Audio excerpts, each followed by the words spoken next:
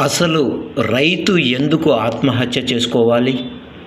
రైతును రాజుగా కాకపోయినా కనీసం ఒక మనిషిగా చూసే సంస్కారం మీకు లేదా?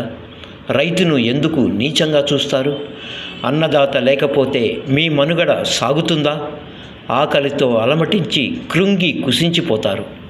ఒక రైతు ప్రభుత్వ కార్యాలయానికి వెళితే హీనంగా చూస్తారు.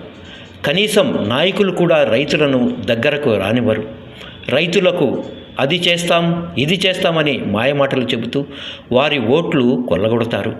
ఒక వ్యాపారవేత్త తన ఉత్పత్తులకు తానే ధరను నిర్ణయించుకోవచ్చు, కానీ రైతు తాను పండించిన పంటకు ధరను నిర్ణయించుకునే అధికారం మాత్రం లేకపోవడం ఎంత దురదృష్టం. రైతు రోడ్డు మీద తన పంటను పెట్టుకుని అమ్మితే కొసరి కొసరి బేరమాడతాం. ఇవే ఉత్పత్తులను హైటెక్ హంగులతో కూడిన కార్పొరేట్ షాపుల్లో మాత్రం వాడు నిర్ణయించిన ధరకు కిక్కురు మనకుండా కొనేస్తాం. ఒక రైతు తాను పండించిన వాటిని కార్పొరేట్ షాపుల్లో తానే అధిక ధరలు చెల్లించి కొనాల్సిన దుస్థితి ఇప్పుడు నెలకొంది. ఇది ఎంతమాత్రం వాంఛనీయం కాదు. వినాశకాలే విపరీత బుద్ధి అంటారు. ఇదంతా వినాశనానికి నాంది అని ఎప్పుడు గ్రహిస్తారు? రైతు రోడ్డెక్కుతున్నాడు, ఆత్మహత్యలకు పాల్పడుతున్నాడు. గిట్టుబాటు ధర లేక గిలగిలా కొట్టుకుంటున్నాడు.